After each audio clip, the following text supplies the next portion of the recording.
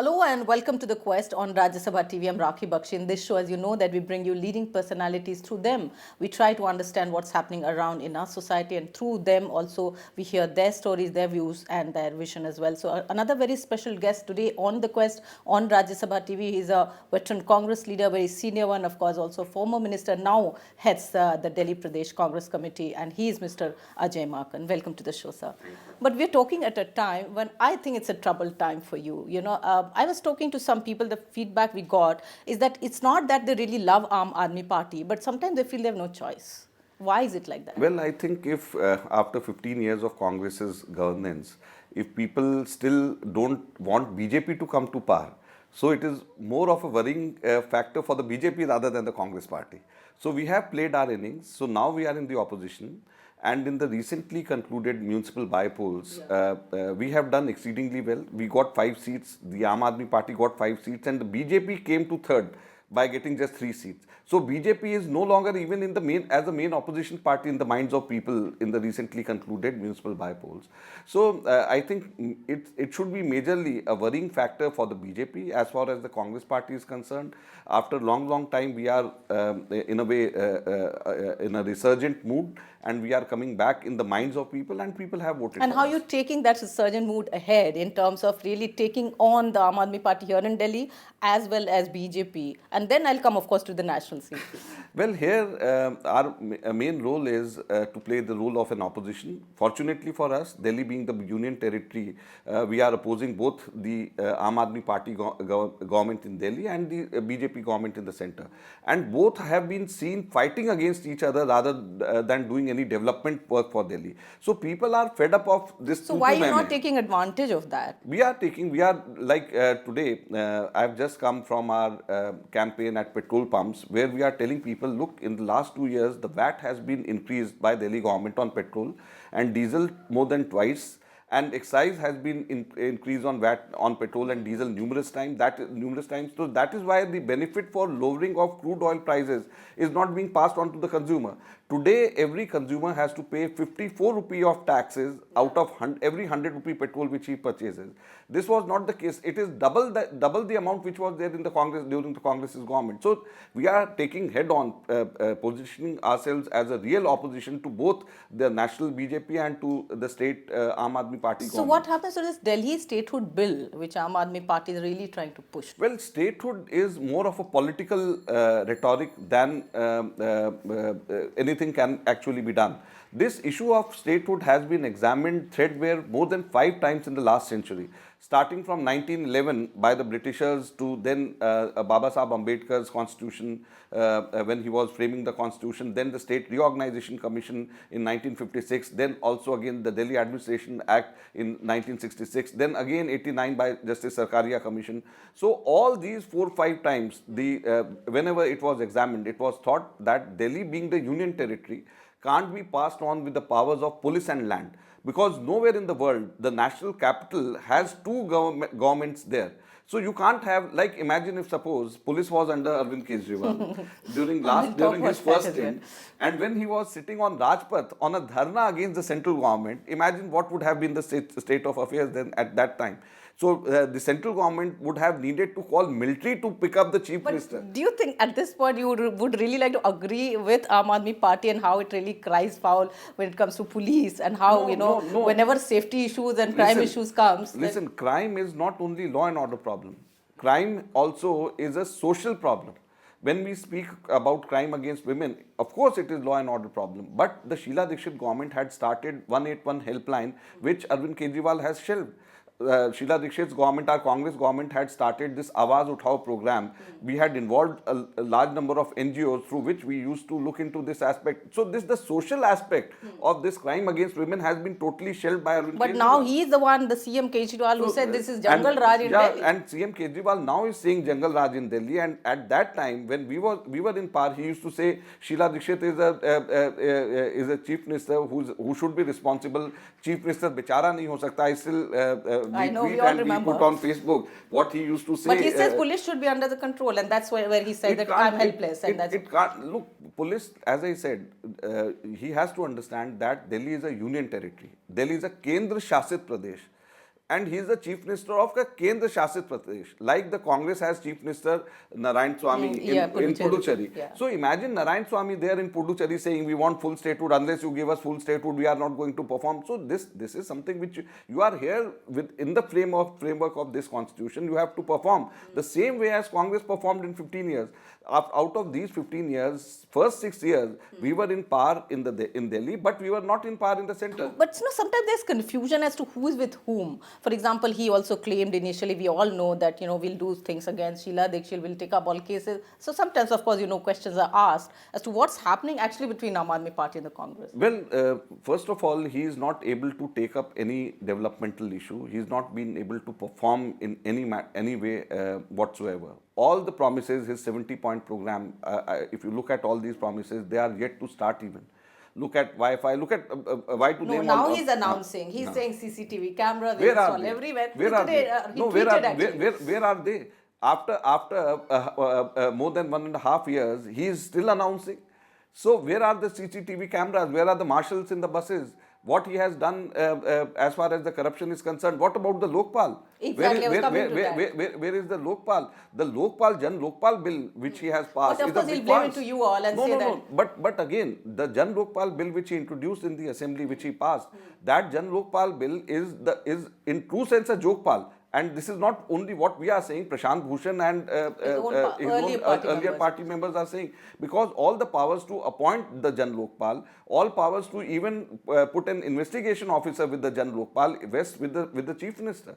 So it is a jokpal, and what he used to promise, what he used to fight for, that particular Jan Lokpal is missing from his entire bill which the Delhi Assembly But he's saying somehow that he's the victim in the sense that how centre asks for what kind of officers does he keep to. Absolutely, this is the norm. When we have been, I was a cabinet minister with Sheila ji, I was her parliamentary secretary even, and in the first 5 years of our governance, we always, every day we used to have a fight with the Lieutenant Governor. Never we were given free hand in terms of selecting our own officers, but still we performed. And because of this performance, we were able to win 6-7 elections in Delhi. But that's where I think his Pida, the pain is that the LG, and this whole factor where it says we are now, the current thing which I read is about snooping. That how... This is again, a chief minister. It's not only against the LG that he is fighting. He is fighting against the media also. He is fighting against the judiciary also. Today, CAG has come out with a very severe report against him, and very severely it has slammed because the kind of budget which he has put for advertisement. Imagine the Delhi taxpayers' money, and he has spent 127 crores on his own publicity as compared to 11 crores, just 11 crores what was spent last year. So 12 times the publicity budget. Imagine. In fact, Arun Jaitley called it, a way of political bribery. I mean, do you think I agree. It is a way of political bribery, and when they give money by way of advertisements to these media houses, they ensure that their opponents are not covered as much as they are covered. So and they are using this as a carrot and stick. If suppose some newspaper put something wrong against them, they stop giving. But they say we do things, and that's why we need to tell people about it. But what is it? Okay, good. Then tell people of Delhi. Why tell people of Punjab in Punjabi? Why tell people of Kerala in Malayalam? Why tell people of Tamil Nadu in Tamil? So that brings me to another question that they are now trying to spread their wings. Look at Punjab, but where you are of course also very hopeful. Let them spread their wings. We don't mind. Let them do that, but not at the expense of Delhi taxpayers' money. So why to use Delhi taxpayers' money to publicize for themselves in the regional languages in different parts of the country? But look at a party which actually had very humble beginning, and today actually the way it is trying to take shape and expand, as I say, let's say Punjab. Of course, there are other smaller states that they're eyeing. They're also looking at Goa, we are told. So how would you really look at, this Aam Aadmi Party kind of trying to make a larger presence, despite Congress being such a veteran old party with its roots so deep? How do you really look at this whole polity which is now being seen? Every party has a right, every leader has a right to spread its wing, and no one should deny this is a democracy which we are so proud of. So they also have their rights and well within their right. But my question to them, my objection to them is just twofold. Number one, why are they telling lies about Delhi, about their development model in Delhi? I'll just give you one or two very small examples. And second is why they are spending Delhi taxpayers' money in spreading their wings in other parts of the country. like putting in On money the same for taxpayers, he would like to compensate by, by reducing what? their bills, No, water no, bills, no, no, no. electricity bills. So that he does because if suppose my money, my tax money is being used by him to put an advertisement in Tamil Nadu, in Kerala. So what use I am the having? Delhi wala For has, and besides, he's spreading lies. He said that he has doubled the education budget. yeah. But he is not saying how much he spent out of the budget. And they're saying we are really curbing private schools and the fees, and we are really But again, promoting, government schools. that is absolutely lie. In total terms of percentage, they could spend just 17% more of what was spent on education last year. During the subsequent Congress's years, we have spent much more. We have spent up to 45-46% more than the previous year during the Congress's regime. And this is absolute lie. You would have seen full hoardings, full page advertisement, double kar diya education ka budget, but nothing they say as to out of the total budget how much they have been So able to do spend. you think, actually, honestly and frankly, that there is a visibility problem that maybe Congress and, of course, like recent... No, I don't think so. People, they just thought that people after such a long period of Congresses, like they have seen Congress in different parts of the country. So many times people think that, chalo change karke dekhte hain, let us change and let us see what would they perform. But here I would like to caution people. They shouldn't just go on empty rhetorics. They should come to Delhi and see what exactly they have done.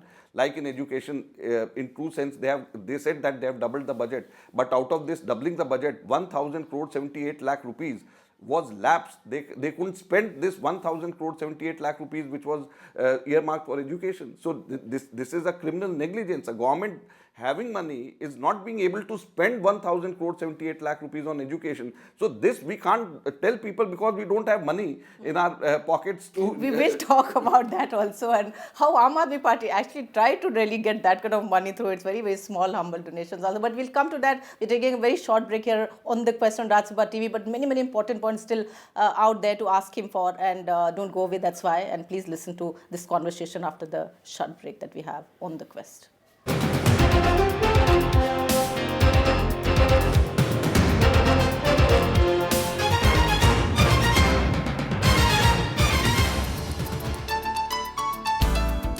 Welcome back to the Quest on Rajya Sabha TV. I am right now talking to Mr. Ajay Maken, somebody who's very experienced and he really knows how to argue, but I still have to argue on many points. Naturally, also, if you look at things, I mean, look at the party situation, there seems to be a sense of despondency.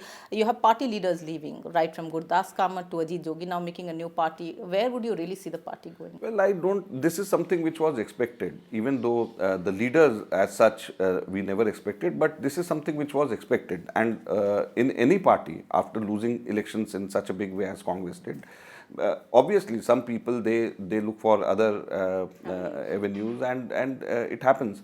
But the way it happens, I think, is what no, I don't comes think so. out Look in the look media. at 77. That I did not get this much of reply, I did not get attention, no. I did not get time. Well, these are the kind of things which people will eventually come up with. But I'm sure that the party leadership and seniors in the party, they would take care of such things. But let me tell you, this is something which is not like we compare the present scenario with 1977 within the party. In 77 also such thing happened when a large number of people they left. Eventually, they came back to the Congress party again. So I think it is the same kind of 1977 scenario where some people may go eventually then. So when you're saying that you're introspecting, going back to the past, how you're really taking the road ahead at a time when, in Assam elections, we saw one of your very loyal leader actually now is the strategist and the mastermind in the present BJP government. Well, I think that the most important reason why we couldn't come to power in Assam was 15 years of anti-incumbency. Yeah. So this is something which we were expecting. But the silver lining is that we did much better than what we did in Lok Sabha in terms of percentage of votes, in terms of number of Why couldn't you assembly. hold Hima Biswa? Well, holding Hima Vishwas Sarma is something which I don't think that would have been required at that time.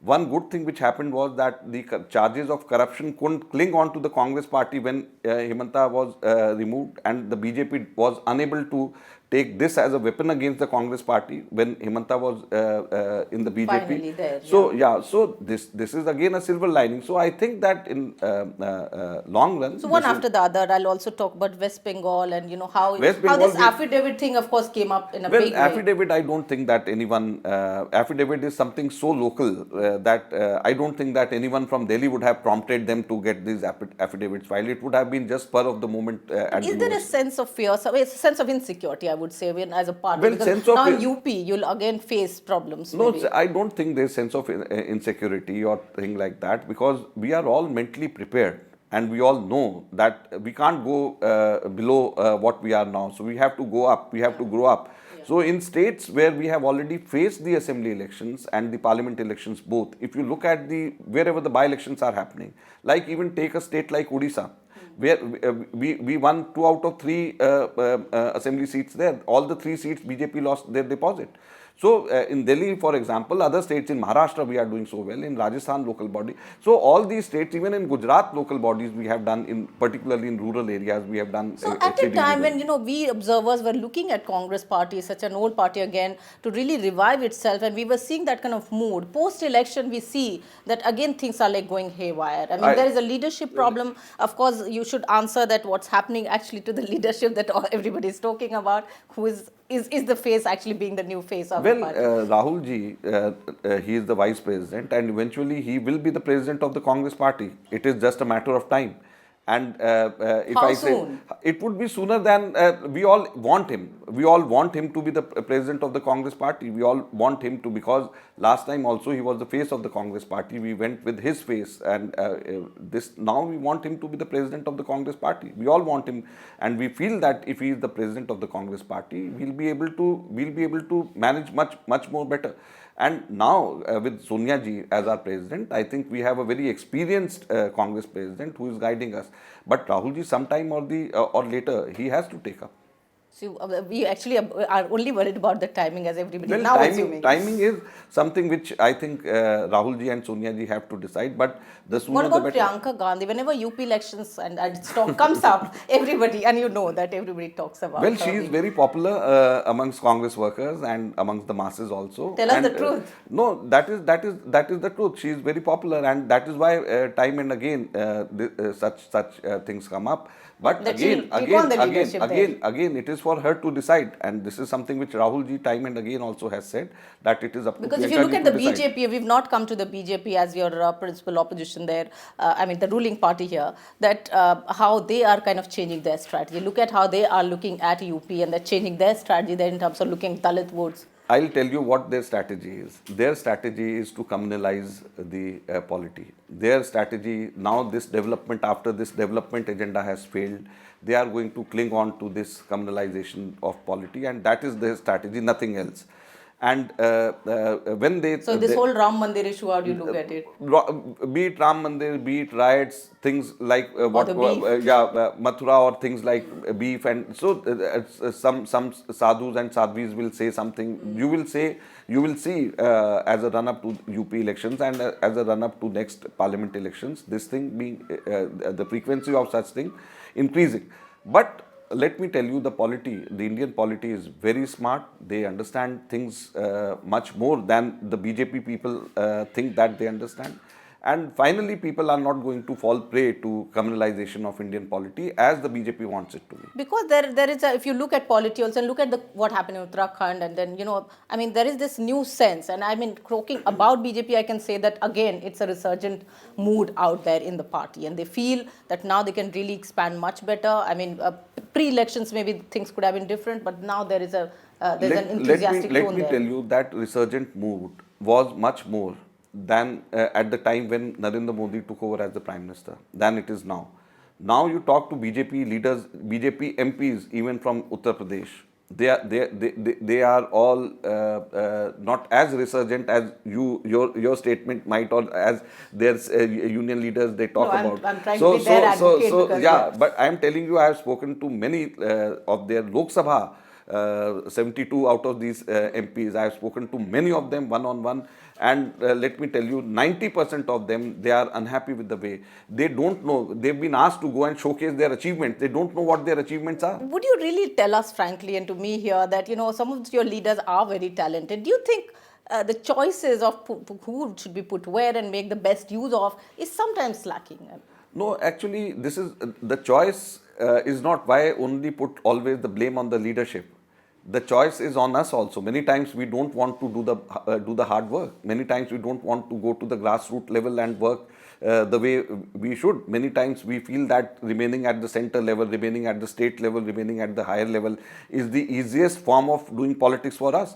So when we talk about talented leaders, many of the talented leaders, the choice given to the talented leaders many times is not to work hard at the ground level, rather to come up at the state or at the national level. So what would be that magical miracle formula happening right now for the Congress party, which is really urgently Well, needed? let me tell you, the biggest strength we have is our workers. The biggest strength of the Congress party lies in its workers.